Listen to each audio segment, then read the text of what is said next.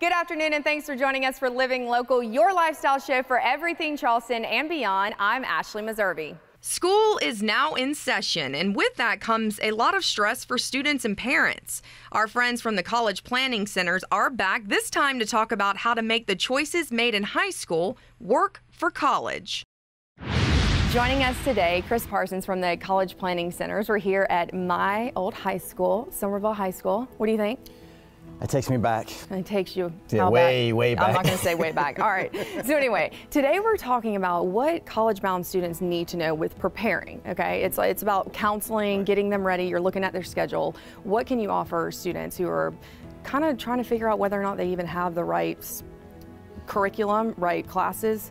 We do an in-depth analysis right from the start of the kids that come with us, and our free consultation. We look at, what they need to be thinking about, not only inside but outside the classroom too, because schools now are looking for students to not only be involved academically, but also in the community, internships, things like that. And if you're not getting involved in those things, you're really missing a key opportunity to differentiate yourself from other students that are applying to schools. Okay, and so we've talked about this before. I come from an athletic background, and I was more concerned with like when my PE or my weightlifting class was. Talk about really just expand on being a well-rounded student, though. That's a myth that that the colleges are kind of trying to crush a little bit, because they're not looking for well-rounded students as much as a well-rounded student body. And those are two different things.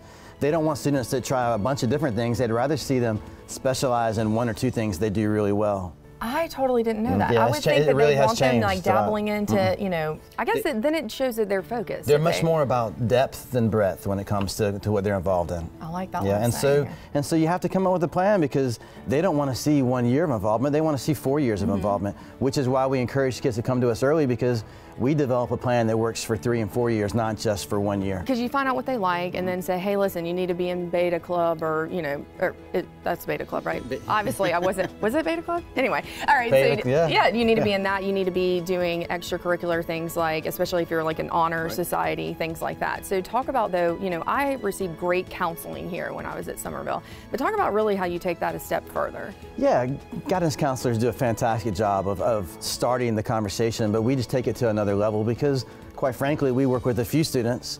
Guidance counselors have hundreds of students sometimes they have to work with. And so we take it to the next level in career counseling, development of a plan that's going to fit into what their career possibilities could be, looking at all those things and how they fit, how that matches up with specific schools. We visit schools. I spend my years visiting 20 to 30 colleges a year. So, that's something we just can't count on guidance to be able to do from a financial standpoint or even a time commitment standpoint. And let's talk about you, the fact that you've been in, the schools, like you were a teacher, you know what they're facing. Talk about like your unique perspective on it. I mean, the fact is you really know the struggles that they're facing. I've taught on the high school and the college level. I know what the colleges are looking for. I know where the kids are struggling in both high school and college. And we try to force them to take an introspective look at not only their strengths but their weaknesses, because we want them to be able to focus their attention on not only building up their strengths, but also dealing with some of the weaknesses that colleges might see as a detriment to their application. And so really this is like an exploration. Like you're allowing the student also to come in and really be who they are and kind of drive, you say driving the ship. They're really just getting behind there and deciding where they want to go with it. Yeah, we're not pushing them towards things we want them to do. We're showing them things that are natural outreaches of where their strengths are already.